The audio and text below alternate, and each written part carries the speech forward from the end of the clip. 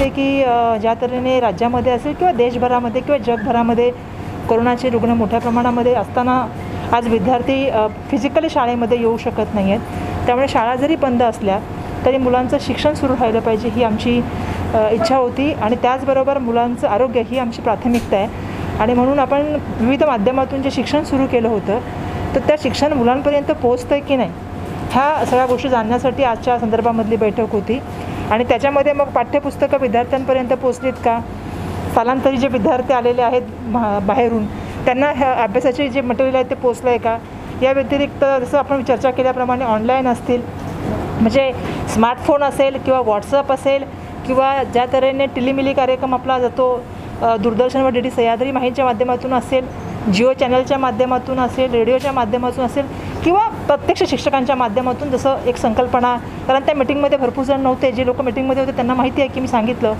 की आपण एक शिक्षक मित्र आणि विद्यार्थी मित्र अशी ही संकल्पना आणली, याच्या माध्यमातूून तिथे स्थानिक लेवलला रिटायर्ड शिक्षक असतील किंवा इतर शिक्षक असतील ते तिथल्या विद्यार्थ्यांना घेऊन शिकवण्याचं काम करतात किंवा वरच्या वर्गातले विद्यार्थी हे खालच्या वर्गातल्या विद्यार्थ्यांना जर काही डिफिकल्टी असेल, काही शिक्षायचं असेल तर अशा विद्यार्थ्यांसाठी जे आहे ते त्या ठिकाणी व्यवस्थापन करण्याचं काम जिल्ह्यामध्ये चाललेले आहे इतर ठिकाणी. तर मी सांगितलं की नांदेडमध्ये सुद्धा ज्या ज्या ठिकाणी आपण विद्यार्थ्यांपर्यंत समजा ज्यांच्याकडे स्मार्टफोन नाही आहे किंवा ज्यांच्याकडे काही गोष्टी नाही आहे, TV नाही आहे की ज्यांच्याकडे कनेक्टिव्हिटी नाही आहे, इलेक्ट्रिसिटी नाही आहे, अशा विद्यार्थ्यांसाठी आपल्याला अशा तऱ्हेचे काही उपक्रम करता येऊ शकतो का. तर त्यांनी मला सांगितलं की अशा तऱ्हेचा उपक्रम सध्या सुरू आहे आणि या व्यतिरिक्त आपण ह्याला अजूनसुद्धा आपण मोठ्या प्रमाणामध्ये करण्यासंदर्भामध्ये सुद्धा प्रयत्न करू शकतो अशा या तऱ्हेने त्यांनी सांगितलं. खरं तर माझ्याकडे त्यांनी फिगर पण दिलेले आहेत की किती कोणत्या विद्यार्थ्यांपर्यंत आपण कसं पोचतो. व्हॉट्सअपद्वारे त्यांनी सांगितलं की 1,09,761 विद्यार्थ्यांपर्यंत आपण पोचतो. 1,09,761 विद्यार्थ्यांपर्यंत पोचतो. टिलीमिली कार्यक्रमाच्या अंतर्गत आपण 1,04,497 विद्यार्थ्यांपर्यंत पोचतो आणि दीक्षा ॲप जरी जवळपास 62,873 विद्यार्थ्यांपर्यंत पोचतो आणि विविध माध्यमातून आपण पुस्तकं तर आपली 100% मुलांपर्यंत पोचली असं आपल्याकडे गेलेलं आहे. तर त्यामुळे आपण विद्यार्थ्यांपर्यंत पुढच्या पण बाकीच्या विद्यार्थ्यांच्या संदर्भातसुद्धा आपण डेटा उपलब्ध करून द्यावा हे आपण सांगितलेले अधिकाऱ्यांना, त्यांच्या माध्यमातून उर्वरित डेटासुद्धा आम्हाला प्राप्त होईल त्या दृष्टिकोनातून आम्ही बोललो. त्याच्यानंतर RTचे विद्यार्थ्यांची जी आहे त्या शेवटची तारीख होती, तर ती उरलेली जी जागा आहेत त्या कशा तऱ्हेने आपण भरू त्या संदर्भामध्ये सुद्धा त्यांना सांगण्यात आलेलं आहे की उर्वरित ज्या जागा आहेत त्या भरल्या गेल्या पाहिजेत. आणि मला लोकप्रतिनिधींची चर्चा करत असताना काही 2-4 गोष्टीच्या बाबतीमध्ये लोकप्रतिनिधींनी सांगितलं ज्याच्यामध्ये RTचे काही पैसे बाकी आहेत त्या संदर्भामध्ये सुद्धा काही लोकप्रतिनिधींनी सांगितलं, त्या संदर्भामध्ये मी स्वतः त्यामध्ये लक्ष घालण्याचा प्रयत्न करणार आहे. आणि याच्या व्यतिरिक्तसुद्धा खूप साऱ्या गोष्टीबद्दल आमची चर्चा या मीटिंगमध्ये झाली आणि मला असं वाटतं की एक चांगल्या तऱ्हेची चर्चा या कार्यक्रमाच्या माध्यमातून झाली ज्याच्यामध्ये शिक्षण क्षेत्रामधले विविध जे उपक्रम आता सध्या चालू आहेत त्याच्यावर या ठिकाणी चर्चा करण्याचं काम या मीटिंगच्या माध्यमातून झालं. आणि त्याच्यामध्ये काही आमदार महोदयांनी काही सूचना केल्या, जसं खोल्या आहेत त्या खोल्यांचं रिपेअरिंगची आवश्यकता आहे, काही टॉयलेटच्या बाबतीमध्ये मुलींच्या संदर्भामध्ये लक्ष दिलं पाहिजे त्या संदर्भात त्यांनी सांगितलेलं आहे. जसा मी एक RTचा विषय सांगितला त्याचे पैसे बाकी आहेत, याच्या व्यतिरिक्त त्यांनी सादिलच्या पैशाच्या बाबतीमध्ये सांगितलं की काही सादिलचे पैसे आमचे बाकी आहेत ते आम्हाला मिळाले पाहिजेत. अशा तऱ्हेच्या पुष्कळशा सूचना. आणि जसं आपल्या सर्वांना माहिती आहे की निजामकालीन काही शाळा आहेत त्यामुळे त्यांनासुद्धा आम्हाला काही एक्स्ट्रा निधी देऊ शकता येईल का, आणि जी पदं रिक्त आहेत ती पदं कशी भरता येईल या दृष्टिकोनातून विविध स्वरूपामधून आमचा असा पण उपक्रम चालू आहे. आम्ही ग्रामविकास विभागाच्या मंत्री महोदयांशी पण काही विषयांच्या बाबतीत चर्चा करतो आहे, त्यांच्याशी सुद्धा बैठक मागतो आहे आणि त्यामुळे प्रत्येक विषयावरती या ठिकाणी चर्चा होण्याचं जो आहे तो काम या ठिकाणी झालं. सैनिक शाळांच्या बाबतीमध्ये परवा एक सर्क्युलर निघालेला आहे की सैनिक शाळांमध्ये जे शिक्षक आणि नॉन टीचिंग स्टाफ आहे या सर्वांना NDAमध्ये परफॉर्मन्स मिळत नाही आहे म्हणून ते सगळेजण अतिरिक्त ठरवायचे आणि नवे शिक्षक भरती करायचे, अशा पद्धतीचा एक शासन आदेश आहे त्यांना अतिरिक्त ठरवण्यासाठी. नाही, अतिरिक्त ठरवण्यासंदर्भामधला मला नाही वाटत आहे कुठला आलेला आहे, कारण आपला पहिला परफॉर्मन्स असा आहे की आपला जे सैनिक शाळेचा आपलं म्हणणं असं आहे की आपले विद्यार्थी हे NDAला पात्र ठरले पाहिजेत आणि त्या दृष्टिकोनातून एक नव्याने आम्ही पॉलिसी फॉर्म करण्याचा प्रयत्न करत आहोत रिगार्डिंग सैनिक शाळा, की आपले विद्यार्थी कशा तऱ्हेने यामध्ये जातील पुढे आणि NDAमध्ये पात्र होतील आणि पुढे आर्मीमध्ये आपले विद्यार्थी मोठ्या संख्येमध्ये जातील, हा आमचा एक त्या माध्यमागचा प्रयत्न आहे. त्याच्यामध्ये तुम्ही जे म्हणताय तो विषय वेगळा आहे, परंतु आम्ही जी पॉलिसी बनवते आता सध्या ती पॉलिसी ही पाईपलाईनवरती आहे. या संदर्भामधल्या सगळ्या जे सैनिक शाळांची जे संघटना आहे किंवा जे चालवतात त्या संस्था चालकांशी या संदर्भामध्ये चर्चा सातत्याने सुरू आहे. आणि जे प्रश्न तुम्ही विचारताय त्याच्याबद्दलसुद्धा आमची त्यांच्याशी चर्चा झालेली आहे आणि त्यांना कसं आपल्याला हे करता येईल, ऑक्युपाय करून घेता येईल या दृष्टिकोनातून आम्ही प्रयत्न करत आहोत. सैनिक शाळांचे जे संस्था चालक आहेत त्यांनी शिक्षकांना आता धमकावणं सुरू केलेलं आहे की आपण आता अतिरिक्त ठरणार आहात तुम्ही आणि तुम्हाला आम्ही काढून टाकणार आहे. आणि त्यामुळे अस्थैर्य झालेलं आहे आणि आता त्यांचं संघटन सुरू आहे. तर ते आपल्याला माहिती आहे की ज्या ज्या वेळेला असं सरप्लस टीचर होतं तेव्हा त्यांचं कुठं ना कुठं समायोजन होतं आणि म्हणून संघटनेने ज्यावेळी माझी चर्चा केलेली आहे किंवा ज्यावेळी त्यांच्या शिक्षकांच्या ज्या सैनिक शाळांच्या संस्थांनी चर्चा केली आहे त्यांनी हेच सांगितलं आहे की समजा आमच्याकडे समजा सरप्लस झाले तर त्यांचं समायोजन इतरतून आपण करणार आहात का. परंतु आता सध्या पॉलिसी फॉर्म करण्याचं काम चालू आहे. एकदा ते पॉलिसी तयार झाल्यानंतर आपल्याला कशा तऱ्हेने पुढं जायचे त्या संदर्भामधले वेळेनुसार निर्णय होतील. तर मला ह्या गोष्टीची पूर्ण खात्री आहे की कुठलाही शिक्षक आम्ही बाजूला काढण्याचं काम करत नाही आहे. त्यांचं समायोजन करण्याचं काम हे शासनाच्या माध्यमातून सातत्याने होत असतं. सरकारचा ऑनलाईन शिक्षण घेण्याच्या प्रणालीमध्ये जो निर्णय घेतला आहे तो अतिशय योग्य आहे. कारण कोविडची महामारी होऊ नये पण 50,000 म्हणजे 50% जवळपास शाळांमध्ये इंटरनेट व संगणकाची सुविधाच नाही. तर मग त्यांच्यापर्यंत म्हणजे यामध्ये गरीब, आदिवासी, ओबीसी आणि जी दलित विद्यार्थी आहेत त्याच्यापर्यंत शिक्षणाची ही जे काही चाऊल आहे ती कशी नाही, बिलकुल मी तुमच्या मताशी सहमत आहे की जे फिजिकल एज्युकेशन म्हणजे शाळेमध्ये येणं ज्याच्यामध्ये मग दप्तर असेल, नवीन कपडे असेल, तो आनंद असेल, मित्रांना भेटण्याचा आनंद असेल, आज आपण ते करू शकत नाही कारण आपल्याला परिस्थिती तशी आलेली आहे की परिस्थितीच असाधारण अशी आणि करोनामुळे आपण ह्या सगळ्या गोष्टी करू शकत नाही. मुलं आज घरामध्ये आहेत, आज मुलं मैत्रिणींना भेटू शकत नाही, सोशलाईज होऊ शकत नाहीत. परंतु अशा वेळेला मुलांचं आरोग्य तर राहिलं पाहिजे पण मुलं गुंतली पण पाहिजेत, त्यांचा अभ्याससुद्धा चालू राहिला पाहिजे. आणि म्हणून शिक्षण हे फक्त पुस्तकी न देता आपण इतरही माध्यमातून शिक्षण देण्याचा आणि इतरही गोष्टी देण्याचा प्रयत्न आपण करतोय. म्हणजे त्यामध्ये आपण अवांतर वाचन म्हणतोय किंवा इतरही गोष्टी म्हणतोय. पण तुमचं म्हणणं बरोबर आहे की ज्या ठिकाणी कनेक्टिव्हिटी नाही आहे किंवा ज्या ठिकाणी इलेक्ट्रिसिटी नाही अशा ठिकाणी आपण कशा तऱ्हेने शिक्षण घेतलं पाहिजे. आणि म्हणूनच आम्ही शिक्षण मित्र आणि शिक्षक मित्र आणि एक विद्यार्थी मित्र ही संकल्पना आणली ज्याच्यामध्ये एखादा विद्यार्थी होतकरी विद्यार्थी असेल जो गावी आला असेल किंवा एखाद्या त्या ठिकाणीच राहणारा एखादा विद्यार्थी असेल जो समजा 15वी शिकलेला असेल किंवा पोस्ट ग्रॅज्युएशन केलेलं असेल त्याने विद्यार्थ्यांनी तिथल्याच विद्यार्थ्यांना बसून फिजिकल डिस्टन्स ठेवून अशा तऱ्हेने जर क्लासरूमच्या माध्यमातून जे मुलांना शिकवायला पाहिजे ते शिकवत असेल तर अशा तऱ्हेचे उपक्रम सध्या बीडमध्ये सुरू आहेत, औरंगाबादमध्ये आहेत, पुण्यामध्ये काही ठिकाणी चालू केलेले आहेत. मी नांदेडमध्ये सुद्धा हे होते त्या मीटिंगला मला माहिती. मी त्यांना विचारलं की अशा तऱ्हेचे उपक्रम आपण किती मोठ्या प्रमाणात या ठिकाणी सुरू केलेत.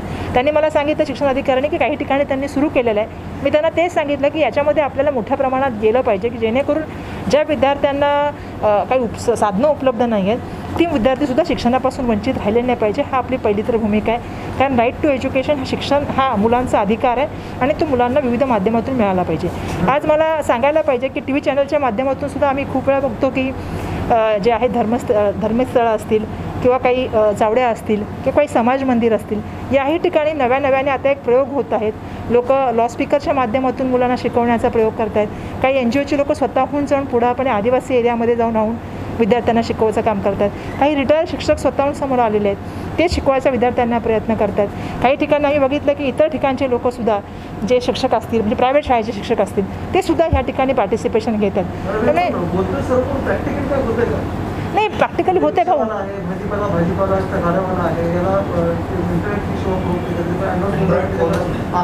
नाही मी अँड्रॉइड फोनचं बोलतच नाही आहे. मी प्रॅक्टिकलीच सांगते की ज्या समजा एखादं गाव आहे किंवा एखादा समजा गली आहे समजा आपण बोलायचं झालं तर शहरामधली तर अशा ठिकाणी एखादा होतकरी मुलगा असू शकतो ना जो शिकलेला आहे तर त्या गलीमधल्या मुलांना किंवा त्या गावामधल्या मुलांना एका ठिकाणी किंवा एखाद्या छोट्याशा ठिकाणी 10, 12, 15 मुलांना घेऊन त्या मुलांना शिकू शकतो.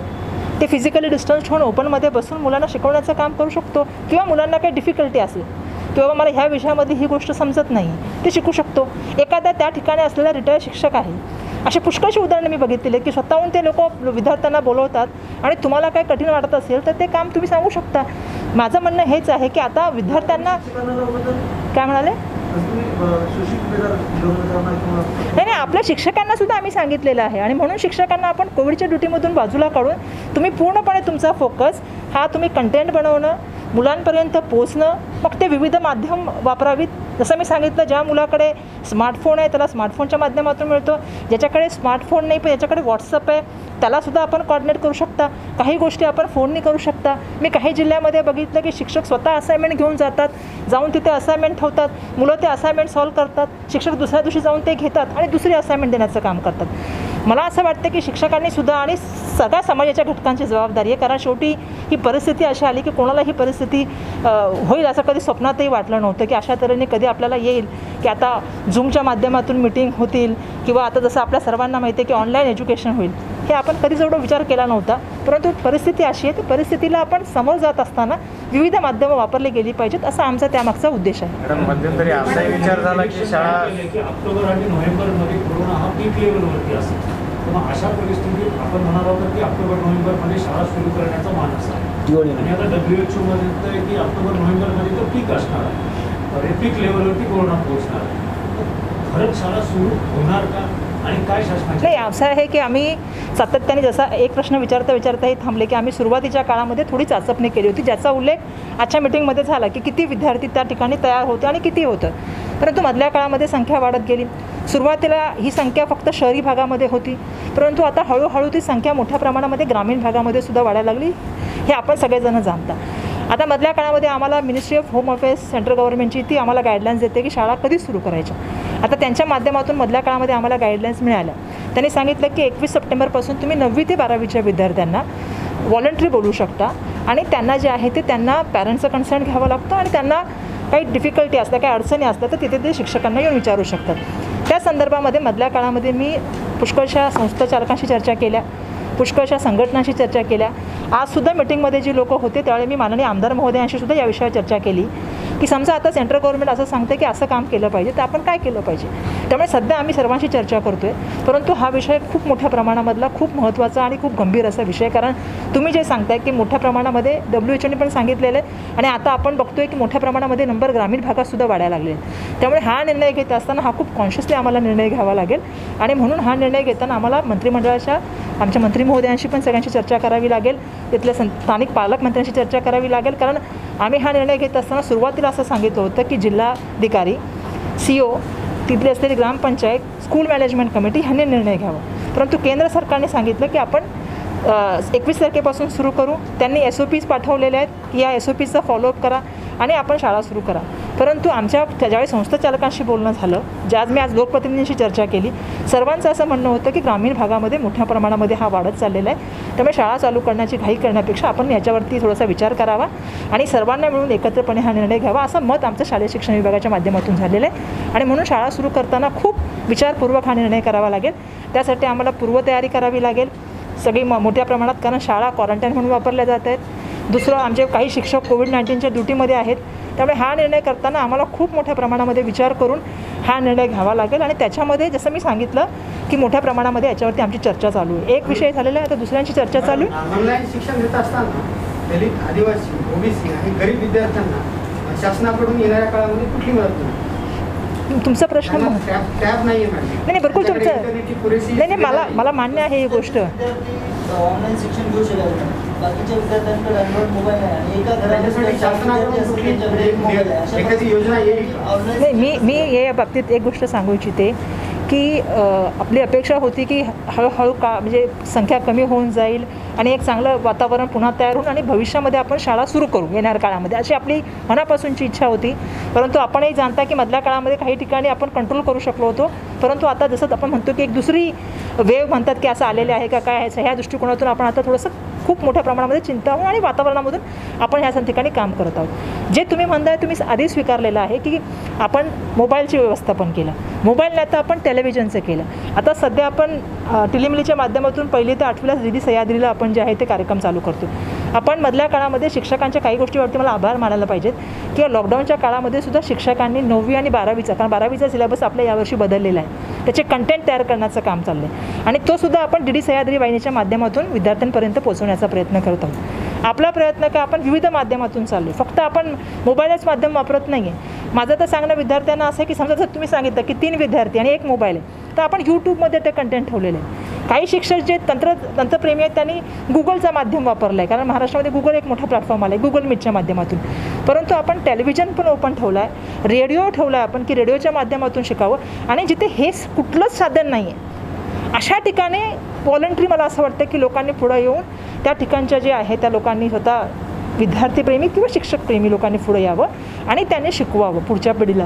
ही आपण सगळ्यांनी जबाबदारी एकत्रपणे करू शकलो तर मला वाटतं आपण विद्यार्थ्यांपर्यंत पोहोचू. पण मला माहिती आहे की शिक्षकांसाठी पुढच्या येणाऱ्या काळामध्ये खूप मोठी सगळ्यात महत्त्वाची गोष्ट म्हणजे की या डिफरंट पातळीवरती म्हणजे विविध पातळीवरती मुलं आहेत, ह्या विविध पातळीवरच्या मुलांना समान पातळीवर आणणं हे शिक्षकांना फार मोठा टास्क आहे येणाऱ्या काळामध्ये. हे मला मान्य आहे, कारण का आता सगळे विद्यार्थी विविध पातळीवरती आहेत. कोणी रेडिओमधून शिकतोय, कोणी टी व्हीवरून शिकतोय, कोणी पाठ्यपुस्तकात शिकतोय, कोणाला शिक्षक शिकवतोय, कोणाला घरामध्ये आईवडील शिकवतात. विविध पातळीच्या मुलांना एका पातळीवर आणणं हे शिक्षकांसाठी नक्कीच यावेळेचं सगळ्यात मोठं आव्हान आहे. परंतु मला असं वाटतं की आता हे वर्ष वेगळं असल्यामुळे आपण थोडं याच्यामध्ये वेगळ्या तऱ्हेने जाऊया. कारण मला महत्त्वाचं वाटतं की 10वी आणि 12वीच्या विद्यार्थी आणि 9वीच्या विद्यार्थ्यांना या ठिकाणी आता मोठ्या प्रमाणामध्ये आपल्याला पुढच्या काळामध्ये लवकर लक्ष द्यावं लागेल. आणि या काळामध्ये आपल्याला सगळ्यांना माहिती आहे की आपण सगळ्यात महत्त्वाची गोष्ट केली की एवढ्या लॉकडाऊनमध्ये एवढा रेड झोन होते काही ठिकाणी, अशाही परिस्थितीमध्ये आपल्या शिक्षकांनी पोस्ट ऑफिसमधून परीक्षा केंद्रावरून पेपर घेतले आणि विद्यार्थ्यांचे पेपर चेक करून आपल्या 10वीचा आणि 12वीचा निकाल लावता आला. आता ऑनलाईन ॲडमिशन सध्या सुरू आहेत आणि आपल्याला सगळेजण जाणत आहे की त्या सगळ्या प्रोसेसमध्ये शिक्षकांनी मोठ्या प्रमाणामध्ये काम केले. त्यामुळे मी खरं तर त्यांच्या मनापासून या ठिकाणी आभार मानू इच्छिते. बालभारतीची पुस्तकं ही मार्केटमध्ये डुप्लिकेट आली आहेत अशी अथेंटिक कंप्लेंट की CM जी मुलं ही पुस्तकं घेऊन मागं पडतील किंवा त्यांचं शैक्षणिक नुकसान होईल तर ह्याची जबाबदारी कोणावर फिक्स होईल? नाही, मी या संदर्भात मला आठवतं की बालभारतीच्या याच्या विषयाबद्दल बालभारती मला एवढं सांगितलं होतं की अशा तऱ्हेची तक्रार आम्हाला नांदेडमधून प्राप्त झाली. कोणत्या तरी एका प्रेसमध्ये आणि पत्रकारांनी ते तक्रार पत्रकारांनी ती आणली होती. मला एवढं तर माहिती आहे की तक्रार आणली होती. त्याच्यावरती चौकशी केल्यानंतर त्यांना असं काही भेटलं नाही. पण मी त्यांना सांगितलं की ज्या पत्रकारांनी ती न्यूज केलेली आहे त्या पत्रकारांशी आपण कॉन्टॅक्ट करावं असं मी बालभारतीला सांगितलेलं आहे. तिथल्या संपादकांशी आपण कॉन्टॅक्ट करावं, ती न्यूज कुठून आली आणि कुठल्या केंद्रातून ते पुस्तकं जमलीत याची पूर्णपणे चौकशी करून तो अहवाल आम्हाला सादर करावा आणि त्याप्रमाणे बालभारतीने कारवाई करायला सुरुवात केलेली आहे. हे मी सांगते. मग तुम्हाला ते नाही, मग मी ऑलरेडी सांगितलेलं आहे की आता ते मला माहीत नव्हतं की तुम्ही केलं आहे म्हणून. पण मी जसं सांगितलं की ती न्यूज आली हे मला माहिती होतं आणि त्यांनी त्या न्यूजची पूर्ण चौकशी करायला सांगितलेली आहे. मी सांगितलं होतं की ज्या प्रेसने ही न्यूज आणली किंवा ज्या पेपराने आणली त्या पेपराच्या एडिटरशी आपण कॉर्डिनेट करून कुठून आलेले हे गोष्टी कुठे होत्या त्या संदर्भामध्ये चौकशी करून कारवाई करावी. प्रश्नच नाही, त्याच्यावरती कारवाई होणार, याचा प्रश्नच नाही. मॅडम, खाजगी शाळा पालकाकडून सक्तीने फीस वसूल करतायत या कारणास्तव, पेपरच्या कारणास्तव किंवा कुठल्या, त्याबद्दल शासनाचं काय धोरण आहे? म्हणजे एकंदरीत मॅडम काय माहिती आहे की ही जे शाळा आहेत खाजगी शाळा ज्या इंग्लिश मिडियममध्ये यांच्याकडनं अवैधरित्या केल्यासारखं किंवा प्रेशराईज करून पालकाकडनं जे RT मध्ये जे ॲडमिशन आहे त्यांच्याकडनं जबरीने त्यांच्याकडनं पैसे वसूल केले. खाजगी शाळा ज्या आहेत ते पैसे घेत नाही. बरं, नाही, हे जे म्हणताय ते बरोबर आहे की त्या काळामध्ये ज्यावेळी आपण हा निर्णय घेतला होता आपण की बाबा काही ह्यावेळची परिस्थिती वेगळी आहे, यावेळेला पुष्कळशा लोकांच्या नोकऱ्या गेलेल्या आहेत, पुष्कळशांचे व्यवसाय बंद आहेत लॉकडाऊन असल्यामुळे. आपल्यासारखे लोकंसुद्धा जाणतात की 30-40% आपलेसुद्धा पगार या ठिकाणी कमी करण्याचं काम झालेलं आहे. हो, तो चांगलं आहे की चांगली गोष्ट आहे. तुमच्या खात्याशी निगडीत नाही तरी पण माहिती तर नाही, ही सर्वसाधारण परिस्थिती सगळ्यांची आपण जर बघाल तर. आणि म्हणून मग सर्वजण जाणतो तर आम्ही आपली अशी इच्छा होती की यावेळेला कोणावरही कारवाई करणं किंवा कोणाला ताकीद देणं ही आपली भूमिका कधीच नव्हती. आमची भूमिका ही होती यामागची की आज पालकांची आर्थिक परिस्थिती चणचणीची आहे आणि संस्थांचा पालक आणि शिक्षक, कारण त्यांचं म्हणणं होतं आमच्या शिक्षकांचे पगार आम्ही कसे काढावे किंवा काय विषय होता. आमचं म्हणणं असं होतं की तुम्ही सगळ्यांनी एकत्र बसा आणि याच्यावरती यावेळची असाधारण परिस्थिती बघता थोडी मदतीचा हात थोडा पुढं केली पाहिजे, माणुसकीची एक भूमिका पुढं घेऊन माणसाने आलं पाहिजे. आणि अशा वेळेला आम्ही संस्था चालकाला सांगितलं होतं की समजा एखादा विद्यार्थी समजा आज परिस्थिती वेगळी आहे तर त्याच्या वेळेत त्याला मंथली पैसे भरता येत नसेल तर त्याला 3 महिन्यांनी भरू द्या किंवा 4 महिन्यांनी भरू द्या, परंतु तो शिक्षणापासून वंचित राहू नये ही भूमिका आम्ही केली. नाही, माझं पुढचं बोलणं होऊ द्या ना भाऊ, माझं पुढचं तरी बोलणं होऊ द्या. पण मधल्या काळामध्ये त्याच्यावरती जे त्यांनी सांगितलं ते बरोबर आहे की माननीय उच्च न्यायालयामध्ये त्याच्यावरती जाऊन स्टे झाला आणि त्याच्यामुळे मग संस्था चालकांनी याच्या संदर्भामध्ये आपल्या सर्वांना माहिती की काय जे तुम्ही सांगताय ते त्यात्राने झालं. परंतु तरी आपण शिक्षणाधिकाऱ्यांना सांगितलेलं आहे की कुठलाही विद्यार्थी अगर जसं तुम्ही सांगताय की ऑनलाईनच्या माध्यमातून तो शिक्षणापासून जर त्याला वंचित ठेवण्याचं काम होत असेल किंवा फी भरत नाही म्हणून त्याला शिक्षण देत नसतं तर ते बरोबर नाही आहे. कारण राईट टू एज्युकेशनच्या अंतर्गत प्रत्येक मुलाचा शिक्षण अधिकार आहे आणि तो त्याला मिळाला पाहिजे ही भूमिका बघणं हे शिक्षण अधिकाराचं काम आहे. आणि याच्या विरुद्ध जाऊन आम्ही माननीय उच्च न्यायालयाच्या जो निर्णय आला त्याच्या विरोधात जाऊन आम्ही माननीय सर्वोच्च न्यायालयामध्ये या संदर्भामध्ये आमचे हिअरिंग झालेलं आहे आणि दुसरं हिअरिंग येणाऱ्या काळामध्ये होईल. त्यामुळे आम्ही त्याच्या संदर्भातसुद्धा दाद मागत आहोत. तर मी आपला जिल्हा परिषदेवर शिक्षण विभागामध्ये जे अनेक प्रकरणं आपल्याकडे जी आहेत कुठली चौकशी नाही आणि कुठली कारवाई नाही. सुगणीकर प्रकरण ताजं आहे, पुन्हा नंतर मडावी पुढे दाखल आहे, त्याच्यावर कुठलीच कारवाई नाही. नाही मला आता तुम्ही आता कल्पना देता, मला माहीत नाही कल्पना कोण आलं तर मला सांगून द्यावे ते पेपर. मंत्रालय स्तरावर झालेली आहे सगळ्या चौकशी. जर त्याच्यावरती चौकशी झाली असेल त्याचे अहवाल प्राप्त झाल्यानंतर त्याच्यावर नक्की कारवाई करू. चला सर्वांचे मनापासून आभार.